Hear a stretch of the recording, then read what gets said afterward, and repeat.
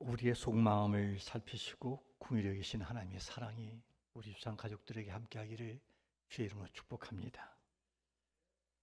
옛 소련의 악명 높은 독재자였던 스탈린의 집에는 은행 금고처럼 안전한 침실이 8개가 있었다고 합니다.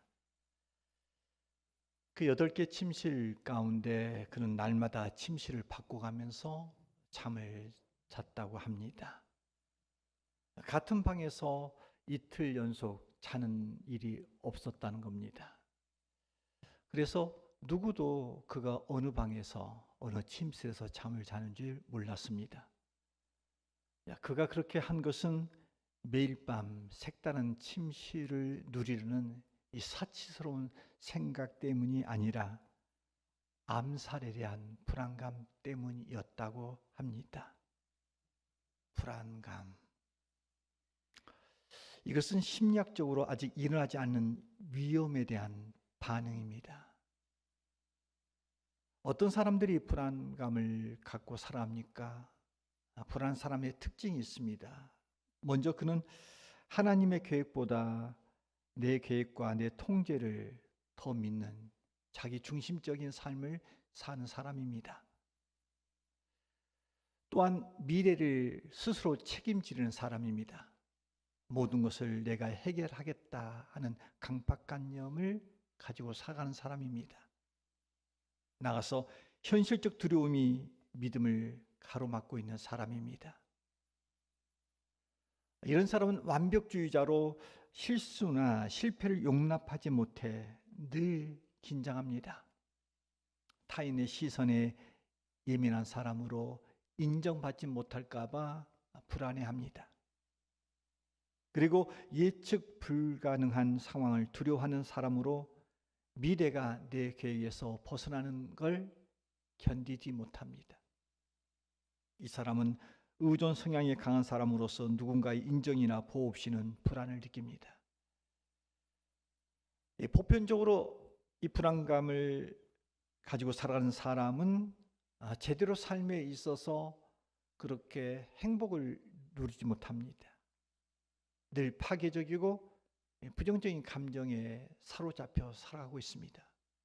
그러면서 늘 쫓기는 삶을 살고 있고 자신은 물론이거니와 그가 속한 단체에 부정적인 영향을 끼치고 살아가고 있습니다. 오늘 우리가 읽었던 말씀에 보면 성공 가도를 달리고 있는 것 같지만 불안감 때문에 결국 인생을 망쳤던 한 사람을 만나보게 되어집니다. 그는 이스라엘의 초대 왕 사울이었습니다. 그의 생애 속에서 불안감이 가장 잘 드러난 한 에피소드가 오늘 본문에 기록되어 있습니다. 우리가 읽었던 사무엘상 18장은 이스라엘의 숙저 블레셋과의 전쟁을 마치고 돌아오는 광경을 기록한 장면입니다. 그 장면을 6절 서두는 이렇게 기록하고 있습니다. 함께 읽어볼까요? 시작. 무리가 돌아올 때 곧 다윗이 블레셋 사람을 죽이고 돌아올 때. 이때가 어느 때냐? 아마도 17장에 기록된 다윗과 골리앗의 싸움이 끝나고 돌아올 때를 말하고 있는 것입니다. 그 전쟁에서 극적으로 이스라엘이 승리합니다.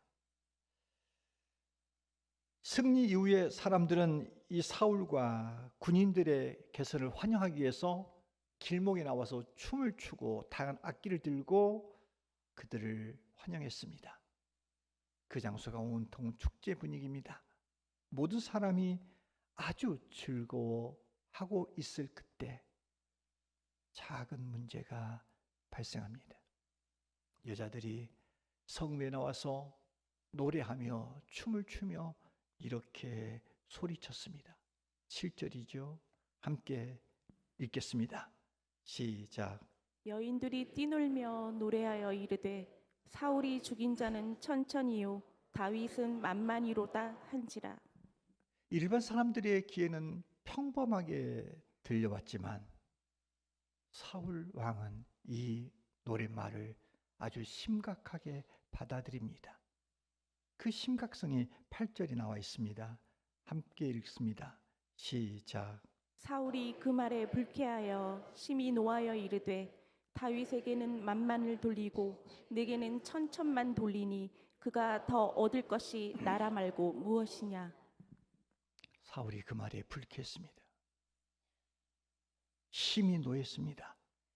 여기서 심히 노했다 하는 히브리의 원뜻은 속에서 불이 났다 그런 겁니다. 여인들은 그저 무심코 노래한 것인데 사울에게는 그 말 때문에 속에서 불이 났다. 숨이 가빠왔다. 어쩔 줄 몰랐다. 시기와 질투의 불을 그 내면에서 불타왔다. 그러면서 그의 안색이 바뀝니다. 그 환영의 모든 기쁨을 다 잃어버립니다. 그 당시에 이 문화적 배경을 제대로 이해하지 못하면 여인들의 노래를 문자 그대로 읽으면 사울 왕이 그럴 수 있겠구나 라고 생각할 수 있을지 모르나 구약의 주석학자 랄프 클라인이라고 하는 주석학자는 그 해석을 이렇게 했습니다. 당시 문화적 배경에서 여기서 천천과 만만이라고 하는 숫자는 뒤에 숫자가 앞의 숫자보다 10배 더 많다라고 하는 수학적인 의미를 나타내는 것이 아니라 둘 다 많은 숫자라는 사실을 과장된 표현법이다 라고 정의했습니다. 그러므로 이 노래는 사울은 천천히요 다윗은 만만이다. 이 이야기는 우리의 두 영웅 사울과 다윗이 아주 많은 사람을 죽였다 이 뜻입니다. 게다가 사울이 죽인 자는 천천히고 다윗이 죽은 사람 만만이다 라고 했을 때 이 사울의 이름이 다윗보다 먼저 언급되어졌고 있기 때문에 그것은 서열상 누가 우위에 있는지를 명백하게 기록해 놓고 사람들이 그렇게 알고 소리를 쳤던 겁니다. 여기에 나온 여자들은 정치적인 색깔이 없습니다. 정치적 의도가 없습니다. 즉 사울을 무시하고 다윗을 높이기 위해서 한 것도 아니고 이제는 때가 다 됐다. 사울 넌 내려와라. 다윗을 왕으로 만들겠다는 의지를 가지고 일부러 그렇게 노래를 부른 것 아닙니다. 6절에 보면 사람들이 환영하는 주된 대상이 누구였냐? 사울이었습니다. 여인들이 노래하며 춤추며 소고와 성경세를 가지고 왕 사울을 환영하는 가운데였다고 기록되어 있습니다. 다만 사울 왕을 환영하는데 어린 다윗이 골리앗을 죽였거든요. 그로 인해 이스라엘이 숙적 블레셋을 이겼기 때문에 너무 기뻐서 그렇게 한마디 거기에 대입시킨 것에 불과합니다. 이해되게 말씀을 드리면 저는 목회를 하고 있습니다. 목회하다 보면 성도들이 제 앞에서 이렇게 말합니다. 우리 교회 부목사님들이 설교를 너무 잘한다고. 아주 은혜 많이 받고 있다고. 저는 그 말을 들을 때 이것 봐라. 이 사람들이 지금 담임 목사 앞에서 담임 목사 설교 못한다고 지금 까는 거예요? 이렇게 오해하지 않습니다. 저는 이렇게 이해합니다. 부목사 수준에서 잘하는 거구나. 그렇게 받아들이지 저하고 경쟁을 해서 그가 설교를 잘한다 받아들이지 않습니다. 참으로 감사한 건 저는 하나님 주신 성품이 좋은 게 있습니다. 저는 시기나 질투가 별 많지 않습니다. 그것을 가지고 논하지 않습니다. 저는 원래 현재 상황만 생각해도 하나님의 은혜에 겨우 사는 사람입니다. 그런 저에게 다른 사람이 뭘 잘한다 했을 때 제가 본 받으려고는 하지만 시기 하나 질투하지 않습니다. 그런데 지금 사울은 곡해합니다. 다윗이 만만이다. 이게 숫자로 계산하는 겁니다. 안타깝게도 사울은 여인들의 그 마음, 중심, 그 문화적 상황에서 그래서 선하게 받아들이지 않습니다. 그저 그는 최악으로 곡해합니다. 곡해하여 시기와 질투심으로 부정적인 상상력을 가졌습니다. 그 상상력이 8절에 나와 있습니다. 함께 읽어볼까요? 시작. 그날 후로 사울이 다윗을 주목하였더라.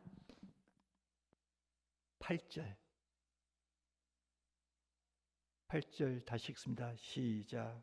사울이 그 말에 불쾌하여 심히 노하여 이르되 다윗에게는 만민을 돌리고 내게는 천천만 돌리니 그가 더 얻을 것이 나라 말고 무엇이냐. 사울은 여인들의 말을 곡해합니다. 말한 사람의 진심 그리고 전심을 곡해합니다. 여인들의 말을 곡해하기 때문에 그동안 대수롭지 않게 보였던 다윗의 행동이 눈에 거슬립니다. 자기 왕권을 찬탈하는 악한 사람으로 바라보게 되어지고 어쩌면 다윗에게 자기 왕권을 이룰 수 있지 않을까 하는 불안감을 갖게 됩니다. 우린 여기서 주목할 것이 있습니다. 사울의 불편한 심기는 사람들의 말에 의하여 시작되었다는 겁니다. 우리는 살아가면서 좋든 싫든 평가를 받고 살아갑니다. 그 평가가 어느 때는 귀담아 들을 만한 평가가 있는가 반면에 어떤 말들은 전혀 나에 대해서 말하는데 나와는 관계없는 평가를 받을 때가 있습니다. 사람의 평가는 꼭 우리의 모습을 참모습을 정당하게 평가하는 것이 아닐 수 있습니다. 부분적으로는 맞을 수 있지만 그 사람의 내면의 동기, 깊은 뜻 이것을 알지 못하기 때문에 말한 사람이 자기 시각과 주관과 사견에 따라서 평가한 말이기에 곡해된 평가일 수 있습니다. 그런데 곡해된 사람의 평가, 부분적인 것에 불과한 사람의 말을 심각하게 받아들일 때 내면에 지진이 일어납니다. 따라서 우리는 사람의 평가는 잘 헤아려야 됩니다. 실질적으로 사람은 사람을 평가할 때 이 본성이 냉정합니다. 그리고 사람을 평가할 때 보편적으로 사랑과 은혜로 평가하지 않습니다. 그동안 받았던 사랑, 그 은혜, 이것은 흐르는 강물에 써서 잊어버리고 상황에 따라 말 바꾸기를 하거나 그렇게 독서를 하는 것이 사람의 마음이죠. 인간의 말입니다. 문제는 이 불안이라고 하는 것은 이 다른 사람의 평가에 귀를 깊이 있게 기울이는 데서 시작됩니다.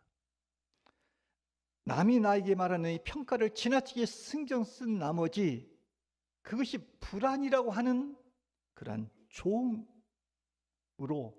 전략될 수가 있습니다. 그래서 우리 주님은 만물보다 더 심히 부패되는 것이 인간인지라 인간의 속마음을 잘 아셨던 우리 주님은 이 땅에 사실 때 사람들에게 의탁하지 않습니다. 사람들을 의지하지 않았다 하는 겁니다. 문제는 사람의 평가를 필요 이상으로 무게를 실으면 실망과 깊은 불안감에 빠질 수 있다는 것입니다. 그런즉 사람의 평가로부터 오는 불안감을 극복하고 싶단다면 이 사람의 평가가 아니라 우리는 하나님의 평가에 귀를 기울여야 됩니다. 하나님의 말씀 앞에 비춰본 나의 모습을 볼 수 있어야 됩니다. 하나님만이 의로우십니다. 하나님만이 나를 바로 알고 나를 바르게 판단하시는 분이시기 때문에 사람의 말이 아니라 내가 하나님 앞에 살아왔던 진심과 전심으로 하나님이 나를 어떻게 평가하실까를 보고 나를 보아야 합니다. 특별히 하나님이 그리스도 안에서 우리 자신에 대해서 말씀하시는 그 은혜로운 평가에 귀를 기울여야 됩니다. 우리 모두는 다 부족한 사람입니다. 허물이 많습니다. 부족한 내 모습, 이 모습을 하나님 앞에 내세우시면 소개될 때 우리는 하나님 앞에 설 사람이 아무도 없습니다. 그러나 부족함이 있고 연약함이 많을지라도 그리스도 안에서 정죄하지 않는 주님의 사랑으로 주님은 우리에게 말씀합니다. 너는 내 사랑하는 자요, 내 기뻐하는 자라.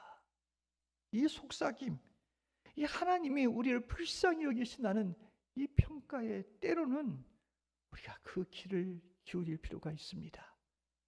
내가 너를 사랑한다. 내가 너를 위한 위대한 계획을 가지고 있어. 너는 나의 보배야. 존귀한 자녀라고 말씀하시는 주님의 평가를 우리는 애써 들을 필요가 있습니다. 오늘 말씀에 보면 여인의 말을 듣고 난 후에 사울의 생각과 심리 상태는 완전히 달라집니다. 이제 다윗은 그렇게 충성스러운 부하가 안 됩니다. 그의 목숨을 위해서 앞서 칼을 들고 나서는 장군으로 보이지 않습니다. 사울의 마음속에 그에 대한 정쟁과 불안감이 가짐으로 말미암아 그의 심령에 위협하는 것은 다만 다윗은 경쟁자일 뿐입니다. 이때부터 사울은 다윗을 이기려고 안간힘을 쓰고 불안한 삶을 시작합니다. 사울은 다윗이 자신의 왕자를 넘나본다고 하는 근거 없는 상상을 하고서 다윗을 경계합니다. 그 경계심이 9절에 나와 있습니다. 함께 읽을까요? 시작. 그날 후로 사울이 다윗을 주목하였더라. 이게 사울의 인생에서 분기점입니다. 사람을 어떻게 보느냐는 겁니다. 어떤 관점으로 그 사람을 보냐는 겁니다. 똑같은 사람을 어느 시점에 어떻게 보느냐에 따라서 그 사람의 말과 행동을 이제부터는 곡해하기 시작합니다. 늘 좋은 마음, 선한 마음으로 보면은 그는 늘 존경하고 인정하고 사랑스러워 보입니다. 그러나 그 사람을 잘못 곡해하게 보게 되면 그 말이 안 들어옵니다. 그 행동을 의심하기 시작합니다. 저 속의 의도가 뭔가? 저렇게 행동하는 쇼 아닌가? 사울은 다윗을 주목하여 보았다. 예전처럼 보지 않았다는 겁니다. 달리 생각하기를 시작했다는 겁니다. 여인의 말에 의해서 불안감을 가졌던 이 사울은 이제는 부정적인 경쟁의 삶으로 그가 몰입됩니다. 그때부터 다윗을 의심의 눈으로 바라봅니다. 나가 다윗을 죽이려는 파괴적인 적대감을 갖게 됩니다. 그 적대감이 10절과 11절에 나와 있습니다.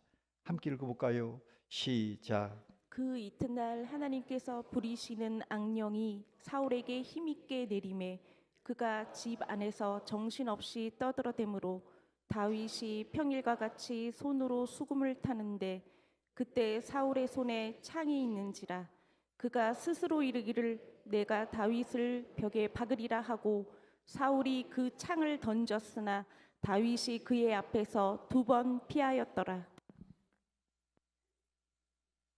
사울은 대상을 이제 곡해하기 시작합니다. 그러면서 그 감정이 상했습니다. 불안감을 갖게 됩니다. 그런데 이런 심적 상태에서 사탄이 더 역사합니다. 악령이 임합니다. 우리 마음속에 선하고 고운 마음이 없이 우리 속에 사람에 대한 곡해가 생기면 이 심령 속에 미워하는 마음, 증오하는 심령 속에 사탄의 역사는 더 강하게 임합니다. 악령이 임하여 정신없이 떠들어댔다라고 말합니다. 불안감과 적대감을 가진 사울, 그는 정상적인 사고와 행동하지 못합니다. 불행한 것은 사울에게 악령이 임하여 그를 지배하여 정신없이 떠들어대게 하는데 자신은 정작 모릅니다. 자기가 정신없이 떠들어대고 있는 것이 과연 주의 뜻인지 하나님 주신 마음인지 이걸 헤아리지 못합니다. 그저 내 생각대로 하고 싶은 대로 생각대로 정신없이 떠들어댔다 하는 겁니다. 이를 통해서 사울의 내면의 질서가 깨져버립니다. 황폐해져 가버립니다. 여러분, 우리 마음속에 잘못된 마음이 들어오면 사단은 우리의 마음을 가만하지 않습니다. 어떻게든지 역사하여 그 속에 깊은 데로 그 영혼이 황폐하도록 이끌어갑니다. 이 조심해야 됩니다. 많은 사람들이 이것이 사탄의 역사인지, 이게 정신없이 떠들어대는 이 행동이 정말 성령이 의한 것인지 하나님의 뜻을 이루는 것인지 하나님이 원하신 것들을 행하는지 모르고 자기 의지대로 행합니다.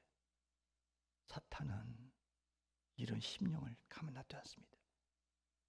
사울은 불안감으로 다윗과 경쟁하는 불안하여 파괴적 인생을 살게 됩니다.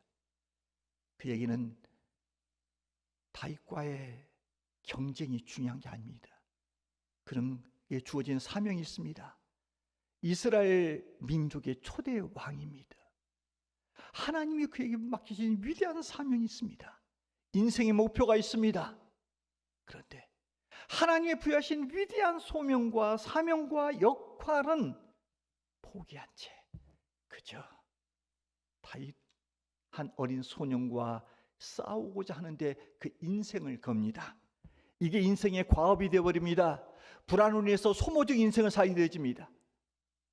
마침내 그의 인생이 비참한 인생 끝자락으로 떨어지고 맙니다. 결국 사람의 말에 의하여 들어왔던 불안감이 한 인생을 망가뜨렸던 겁니다. 여러분, 우리가 이 시대에 살고 있습니다. 우리는 일상에서 조그만 일을 만나면 늘 불안에 떨고 있습니다. 하나님을 믿고 기도의 능력을 안다고 여러 훈련을 통해서 배운 바 되지만 실제적인 삶에 돌아가 보면 이게 실천적인 신앙으로서의 삶이 아니라 관념적인 신앙으로 머물러 버릴 때가 많습니다. 일상에서 찾아오는 작은 불안 때문에 마음이 무너지고 더 나가서 그의 삶이 영적으로 황폐화되는 것을 보게 됩니다. 그러면 우리 안에 찾아오는 이 평안을 깨트리는 불안감, 이걸 어떻게 극복할 수 있을까? 오늘 말씀을 보면은 복잡한 원리가 없습니다. 너무나 단순합니다. 단순한 원리인데 이렇게 성경은 지시합니다. 한번 따라해 볼까요? 하나님과의 관계를 정상적으로 회복하고 하나님을 믿음으로 살아가야 한다. 하나님과의 관계를 정상적으로 회복하고 하나님을 신실하게 믿는 믿음으로 살아갈 때 우리 안에 찾아오는 이 불안감으로부터 우리가 이겨낼 수가 있다는 겁니다. 이 사울이 불안했던 근본의 원인과 해답이 12절에 나와 있습니다. 자, 12절 말씀 함께 읽을까요? 시작. 여호와께서 사울을 떠나 다윗과 함께 계심으로 사울이 그를 두려워한지라. 이 말씀 보니까 사울은 하나님과의 관계가 단절된 상태였습니다. 이 말씀에 따르면 사울은 하나님이 그 안에 없는 겁니다.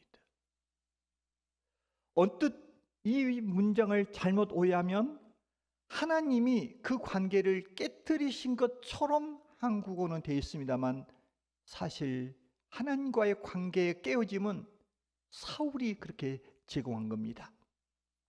그는 계속해서 하나님께 불순종합니다. 회개하고 돌이킬 기회가 주어집니다. 그러나 그는 늘 변명합니다. 자기가 그럴 수밖에 없었다는 것들을 계속적으로 인간적으로 하나님 앞에 대꾸를 하며 응대하며 회개하지 않습니다. 급기야 하나님은 그를 이스라엘 왕으로 삼은 사실을 후회하고 다른 인물을 물색하고자 하셨습니다. 여러분, 그렇습니다. 하나님과의 관계가 끊어져 있거나 소원할 때 우리의 심적으로 영적으로 우리는 불안감을 갖게 되어집니다.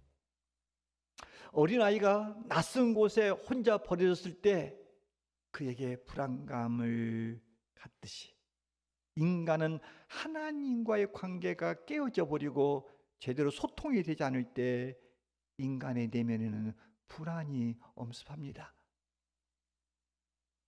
내가 하나님과의 관계가 깨어졌다. 하나님과의 소통이 지금 안 되고 있다. 이걸 알 수 있습니까? 없습니까? 알 수가 있습니다. 하나님이 나를 떠났다. 하나님이 멀리 계신 것처럼 느껴진다 하는 것은 먼저 자신이 합니다. 자신의 양심이 압니다. 신앙의 바로메타가 그것을 알려줍니다. 성령의 조명이 내게 비춰집니다. 내 안에 하나님이 계시지 않는 것 같아. 예배는 드려도 들려오는 말씀은 없고 기도한다고 앉아있으나 입이 안 열리고 실제적인 삶의 영역에 가서 보면 하나님과 교제하는 것이 없어. 여러분, 내 안에 하나님이 계시지 않는 것처럼 느껴지는 것, 이것은 제일 먼저 내 양심과 내 영혼의 반응입니다. 사인에 울리는 겁니다. 우리는 이것을 하나님의 음성으로, 하나님의 소리로 받아들여야 됩니다. 사울은 하나님과의 관계가 깨어져 있었기 때문에 불안하기 그지없었습니다.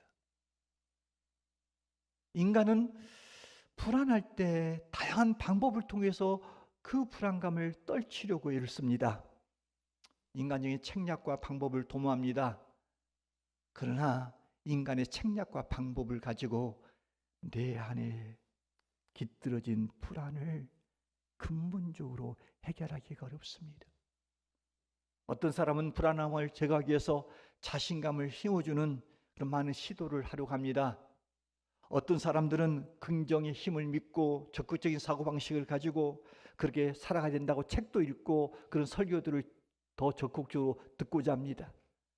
하면 된다, 안 되면 되게 하라고 부르짖기도 합니다. 그러나 그런 모든 시도와 그런 방법들은 적절하지 않습니다. 믿는 우리는 우리에게 찾아오는 이 불안을 극복할 수 있는 최선의 길, 가장 우선적이고 기본적인 것은 뭐냐면 하나님과의 관계를 바르게 회복하는 데부터 시작됩니다. 그리고 하나님과의 관계 회복이야말로 우리 안에서 일어나는 이 불안에 대한 근본적인 해결책의 키입니다. 히브리서 13장 6절에 보면 저자는 이렇게 외칩니다. 함께 읽어볼까요? 시작. 주는 나를 돕는 이시니 내가 무서워하지 아니하겠노라. 사람이 내게 어찌하리요. 여러분, 주는 나를 돕는 이시니 내가 무서워하리요. 사람이 내게 어찌하리요. 이렇게 외칠 수 있는 사람이 어떤 사람입니까? 이 사람은 하나님과의 관계가 바르게 되어 있는 사람입니다. 하나님과의 소통이 제대로 되고 있는 사람입니다. 하나님과의 관계가 되어 있기 때문에 인간을 두려워하지 않는 겁니다. 그리고 도리어 주는 나를 돕는 자라고 확신할 수 있는 겁니다. 이렇게 하나님과의 관계가 바로 되어 있는 가운데서 하나님이 나를 돕는 자라고 확신한 사람 속에 어떻게 불안이 발드의 팀이 있겠습니까? 여러분, 사울과 다윗의 근본적인 차이가 무엇입니까? 다시 12절을 주목해 보십시오. 함께 읽을까요? 시작. 그래서 사울을 떠나 다윗과 함께 계심으로. 여러분, 무슨 차이입니까? 사울은 하나님과의 관계가 단절된 상태였습니다. 그러나 다윗은 하나님과 함께 한 상황입니다. 14절에서도 다윗이 자신의 과업을 지혜롭게 다 행했다라고 하는 보고서를 한 후에 그는 이렇게 고백합니다. 여호와께서 그와 함께 계시니라. 그러니까 다윗은 하나님과의 바른 관계 속에서 하나님과의 함께한 삶이었다는 것입니다. 그러므로 그 다윗의 심령에는 불안감이 전혀 틈새를 들어올 여지가 없었다는 것입니다. 여기서 우리는 깨달아야 됩니다. 일상에서 작은 일에서도 불안감을 가지고 살아가는 우리는 이 하나님과의 관계 회복과 친밀한 교제보다 불안감을 더 잘 해결해 줄 수 있는 방법은 없다는 사실을 믿으시기를 바랍니다. 하나님과의 바른 관계 회복, 그 교제가 이루어졌을 때에 우리는 삶에서 어떤 불안으로부터 승리할 수 있습니다. 여러분, 이 시간 여러분의 심령을 한번 스스로가 진단해 보십시오. 여러분의 심령은 불안하십니까? 그 불안이 하나님과의 관계에 깨어짐에서 오는 것이라 그런 그 양심의 소리에 성령의 조명이 있으십니까? 만약 그렇다면 속히 종교적인 여러 형태를 행하기 전에 하나님과의 관계를 정상화시키시길 바랍니다. 내 안에 하나님이 계신 것 같지 않은 상태로 형식적이고 종교적으로 살아서는 안 될 것입니다. 불안의 반대말은 평안이고 평안의 근원은 하나님부터 옵니다. 그래서 요한복음 14장 27절은 이렇게 말합니다. 함께 읽을까요? 시작. 평안을 너희에게 끼치노니 곧 나의 평안을 너희에게 주노라. 내가 너희에게 주는 것은 세상이 주는 것과 같지 아니하니라. 너희는 마음에 근심하지도 말고 두려워하지도 말라. 예수님은 우리에게 말씀합니다. 나의 평안을 너희에게 주노라. 예수님의 마음에서 나오는 이 평안은 어느 때 유지됩니까? 어느 때 내게 스며듭니까? 하나님과의 관계, 하나님 아버지와의 정상적인 관계가 유지될 때 평안이, 주의 평안이 내게 임할 수 있는 겁니다. 만일 내 영혼이 하나님과의 관계가 깨어져 있는 상태, 불통한 관계 속에 있단다면 우리가 하나님과 관계를 떠나 어떤 종교적인 행위를 한다고 해도 여러분 안에 진정한 평안을 유지할 수가 없을 것입니다.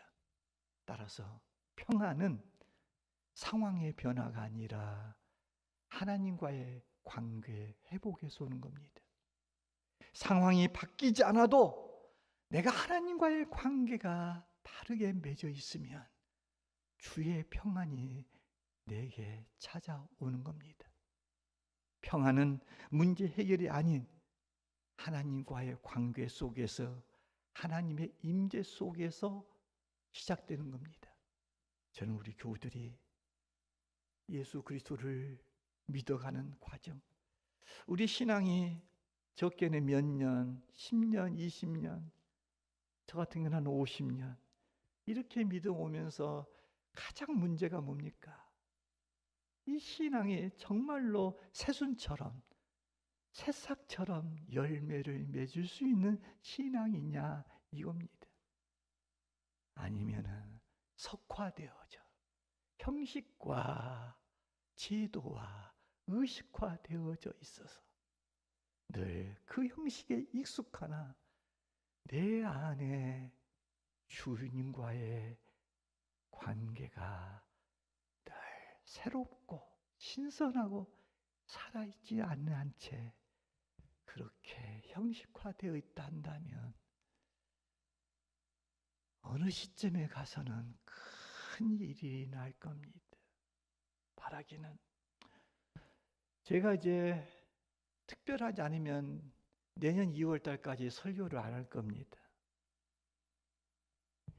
여러분에게 말씀을 드렸듯이 제가 11월 달부터 우리 정단일 목사님이 설교를 하도록 돼 있는데 지난주가 너무 정단일 목사님이 바빴어요. 그래서 이번 주까지 제가 설교를 하고 한 4개월 동안 저는 설교를 안 할 겁니다. 그러나 이제 제가 여러분한테 설교를 할 시간이 많지 않습니다. 내년 3월이 되어지면 제가 정다지 목사님하고 내가 내년 6월에 은퇴하기 때문에 그러나 한 달에 한 번 정도는 주일날 설교를 하겠다 해서 그렇게 정다지 목사님한테 허락을 받았습니다. 3월 달에 한 번, 4월 달에 한 번, 5월 달에 한 번, 6월 달에 한 번, 4번 정도 하면은 글쎄요, 그 이후에는 어떤 저의 행보가 있을지 모르겠습니다. 늘 주의 음성을 듣고 사는 저이기에 주님이 어떻게 무슨 말씀을 하실지 모르나 저는 제가 강단을 내어놓아야 될 입장에서 여러분들이 저를 얼마게 어떤 목사로 생각하는지 잘 모르나 저는 전심을 다했습니다. 저는 여러분에게 진심을 다했습니다. 이 교회를 세우는데 제 인생을 다 걸었습니다.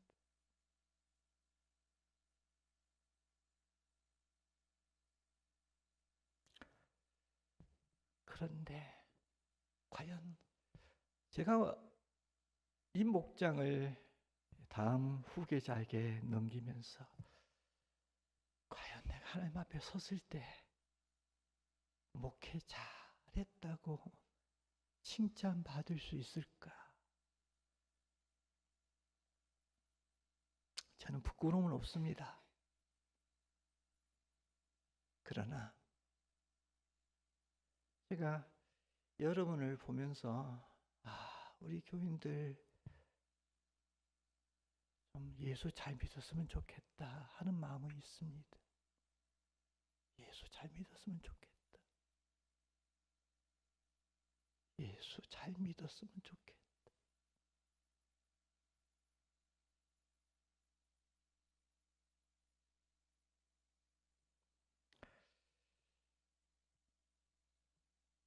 신실한 크리스찬은 불편은 몰라도 불안한 삶은 곤란합니다.